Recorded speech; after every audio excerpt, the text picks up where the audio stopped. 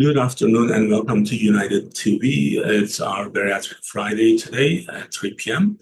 Dr. Irgau is our guest, and we are gonna, as usual, we are gonna tackle critical topics on those who are considering undergoing bariatric surgery. Today, we are gonna explore the impact of smoking and alcohol use before and after bariatric surgery, from the increased surgical risks and potential complications during the recovery. This is a really important issue, and we want our patients to have the proper education before they actually go they go through the surgery. So Dr. Irgau, as usual, is going to help you with elaborating this topic on the clinical side, and we are going to start now. How are you doing, Dr. Irgau? I'm doing great, Kemal. How are you? Good, very good. Excellent. So smoking and alcohol, we can actually maybe start with smoking first. Before and after, pre, post surgery, based on the different type of bariatric surgeries patient may be getting, how the risk actually changes or it doesn't change. If you can give us the overall on the smoking for those who are considering bariatric surgery. Absolutely. Thank you, Kemal. This is a topic that we've obviously touched upon in the past, but we cannot really give too much education on this issue, really. They are very important. They touch upon issues that come up as questions by patients very often, but they're also critically important in their impact on the health of the patient, but also on the outcome, particularly long-term outcome of bariatric surgery or potential complications. Smoking, obviously, a very important issue, right? Smoking is bad, period, right? There is no question about a little, moderate, or too much. We just say smoking in general is a bad thing for anyone's health. But there are particularly pertinent risks when it comes to bariatric surgery, before and after bariatric surgery. Before bariatric surgery, obviously, we're very, very concerned about potentially increased frequency of complications of the actual surgery if the person is currently a smoker when they undergo bariatric surgery. So it is no surprise that our program and similarly many other programs that are certified as centers of excellence actually have a requirement for the smoking cessation prior to bariatric surgery. And why is this important? Well, there are certain complications of anesthesia that are greatly increased if a person is a smoker. One of them would be respiratory problems, right? Inability to get off the breathing machine after anesthesia, the likelihood of having increased risks of pneumonia after surgery, the likelihood of having complications related to healing because of smoking, right? Because smoking does affect blood flow in several tissues in our body, and blood flow integrity is critical for healing of our tissues. So therefore, if a person is an ongoing smoker at the time of surgery, obviously those risks will be increased, right? So we have a great deal of interest in preventing complications of bariatric surgery, right? We know complications can happen, and we know also the best way to take care of complications really is preventing them in the first place whenever possible. And we can prevent those complications if a person is a smoker. So every time we see someone in consultation prior to bariatric surgery, one of the questions obviously is if they are a smoker. And if they are, obviously we inform them that they have to start working immediately with the intention to quit smoking at least 4, if not 6 weeks prior to bariatric surgery. And very often, this could be patients who have had or been smoking for many years, if not for a lifetime, right? And also, it is critically important for them to understand that it's not going to be easy to stop smoking. In fact, these patients will probably have tried to stop smoking many times prior to that, and then obviously not having been successful. So we understand how difficult this task is, and that's why we talk about it, head on at the beginning, and present this to the patients as probably their most challenging task as they prepare for surgery.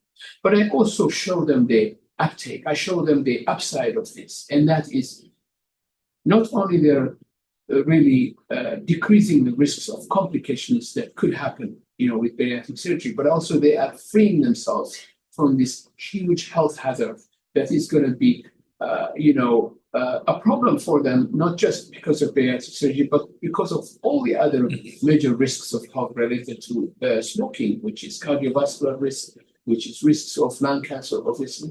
And, what better outcome to have of a patient who struggle with obesity as well as smoking for them to come out of bariatric surgery now losing weight as well as not being a smoker at all. This is a fantastic outcome whenever it can be achieved. So when patients are presented with these patients' potential rewards, they will put the effort.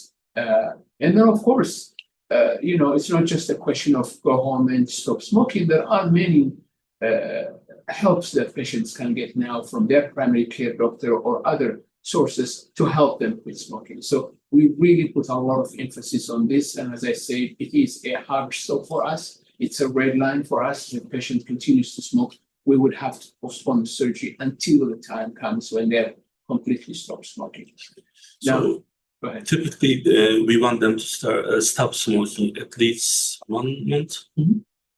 If it's Longer if possible, but 1 month would be the shortest. then how do we actually support for the process of stop smoking? So as I said, it's all about education, right? Obviously, you could say, well, they've heard the benefits of stopping smoking. They've heard the benefits of quitting smoking before. How is this going to be any different? Well, because they're also undertaking a major procedure now to change the trajectory of their health, right? Both obesity and smoking are serious threats to their life, right? In one go, they would be able to take care of both, right? So with this realization can come also the energy, the positivity that can come to really give them the drive to stop smoking. As I said, it should not just be that drive, but also we have to provide them with tools that will make them more successful. As I say, very often, many primary care physician offices, including United Medical primary care offices, actually have programs for smoking cessation that not only look into medications, but also the ongoing social support that is needed for them to be successful. So now if we go to the alcohol, I think that's maybe a little bit more, is this problematic? But like it's... Can I touch upon a couple of things on smoking before we get to the alcohol? So there is another issue that we have to consider, right? And that is, can patients go back to smoking after bariatric surgery? Is it okay for them to do so? And the answer to that is absolutely no, right? So it's not just a question you have to stop smoking to get the bariatric surgery done without complication. It also, you have to be a non-smoker for you to really not have complications related directly to the smoking after bariatric surgery, particularly in procedures like gastric bypass or the stage gastrectomy, where we've made some major changes to the upper portion of the digestive tract. If a patient continues to smoke or resumes smoking afterwards, they can put the healing of the surgery in serious jeopardy. For instance, with gastric bypass, we create a new connection between the intestine and the small stomach. That's called an anastomosis. It's a surgically created connection between two portions of the digestive tract. That connection is vulnerable to something called ulcer formation, which is almost like a wound that can occur there. Now, if that occurs, not only can make the person's life miserable because it is really painful, but also the ulcer itself can cause life-threatening problems like bursting or bleeding, serious internal bleeding. Now, these complications are much more likely to happen if a person is a smoker. So we say whenever you're considering having gastric bypass, you have to take smoking completely out of the equation. It should be something that you never touch upon because those problems are real. And if an ulcer occurs in this connection that I mentioned, the chances of healing that ulcer with medications are almost zero if a person is an ongoing smoker. So stopping smoking is critically important. Similarly with the sleep, if the person is a smoker, they can worsen heartburn if it occurs. They can restart heartburn if it was not there, but also they can damage the lining of the stomach and cause problems there. So needless to say, stopping smoking before bariatric surgery, critically important to avoid complications of the surgery itself, and then quitting for life afterwards as well, so that complications do not arise afterwards, even years after bariatric surgery, if the person resumes and they pick up smoking again. Sure. And obviously, from the clinical standpoint, we'll never tell anyone that smoking would be okay, right? So even if they don't go through the bariatric surgery, but of course, with our patient population, that's a bigger problem than ever. Now, can we go to the alcohol? Of course, yes. That's the other. So, well, alcohol probably is like unlike smoking, alcohol probably has a lot of contribution to the morbid obesity before the surgery.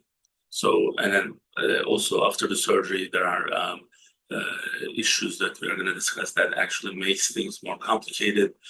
Not necessarily maybe just right away after the surgery. There's, the complications long-term is different in terms of weight gain and others. So if we can kind of give the overview on alcohol first.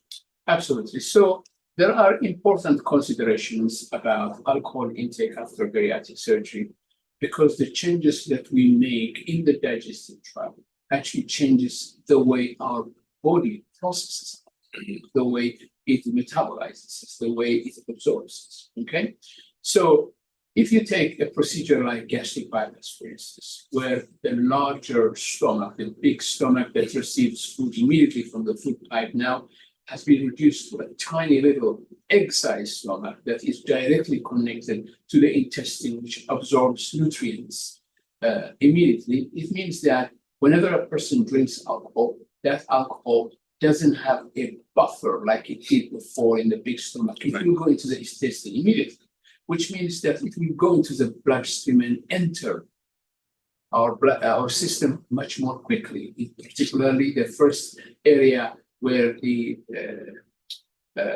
substances that are digested and absorbed by our intestine go is the liver. So the liver will receive them immediately, right? But because of the absence of that buffering of the stomach, as I said, and because of the rapid absorption of this alcohol that comes in, the alcohol level in the blood tends to go up very quickly after bariatric surgery. It tends to stay up much longer. And the chances for the person to become intoxicated are much higher, even with a small amount, right? So this is the immediate picture, which means that if a person, for instance, had a glass of wine before bariatric surgery and they felt fine, meaning that they didn't feel really intoxicated and they were able to function well, that single glass of wine after bariatric surgery could mimic almost 2-3 times that amount, meaning that the person now will become intoxicated much more quickly. They will stay intoxicated much longer, right? Which means that it could obviously cause a lot of problems, whether they're going to be driving and doing other things as well, right? Now, the other problem, obviously, we have to see here is that if a person becomes intoxicated, right, they are not going to be in their usual judgment frame of mind, right? So their judgment will be affected as well, which means that the things they're not supposed to be doing after bariatric surgery, now they may not be inhibited anymore, and they could do things, right? So a lot of problems can occur if a person resumes drinking too much after bariatric surgery because of the changes that I mentioned, right? Now, there is another problem, which is a real problem, and that is the risk of becoming dependent, alcohol dependent, would be higher after bariatric surgery also, right? And that's a real problem. Now, why is that? Well, because one of the things patients struggle with before bariatric surgery is they have almost this dependency on food intake, utilizing food as a way to deal with emotional problems or with stressors, right? Eating when you're not hungry, but because you want that rush of sugar to make you feel better because you don't like a stressful situation or you want to escape an emotional burden, right? Well, food may not be available after bariatric surgery because the amount of food they can consume is limited, right? So it is easy to slip into something else that may make you feel better momentarily. And alcohol is way more dangerous from that point of view because the chances of becoming dependent on alcohol are much higher when you're using alcohol for those purposes. So alcohol dependency is a real problem.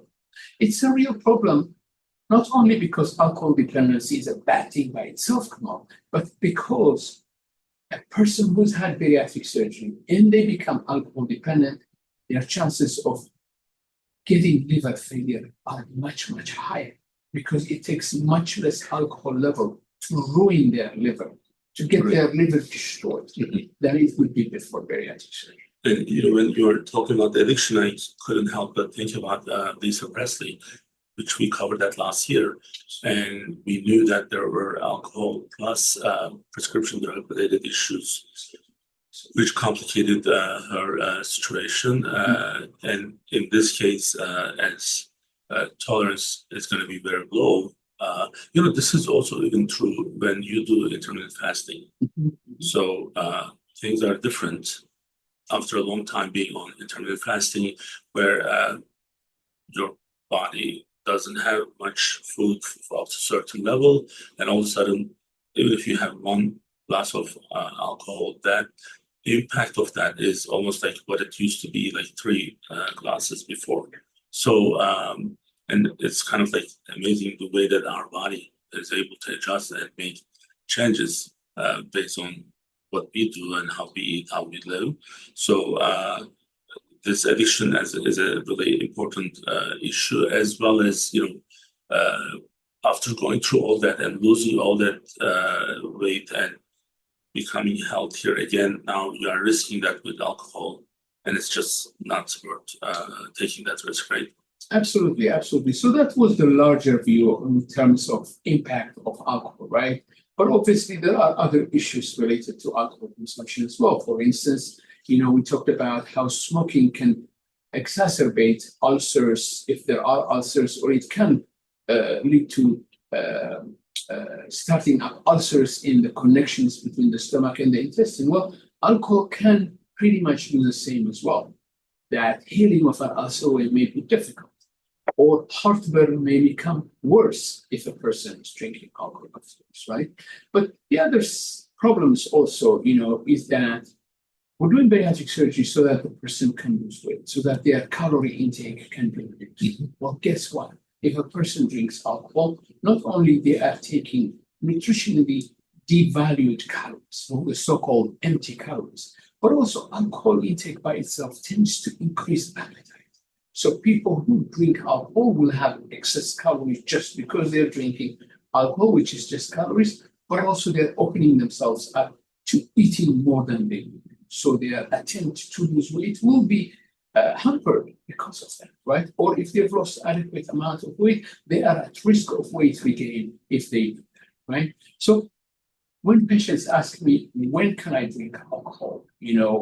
Either before bariatric surgery, when we have our own discussions about, life after bariatric surgery, or even if they come, after their post-operative visit, after they've healed, they ask me, when should they start? Well, my general advice is not to touch any alcohol for 6 months after bariatric surgery, just like that, right? And then after 6 months, they can have alcohol in moderation. But in moderation after bariatric surgery means way less than it would have been before bariatric surgery.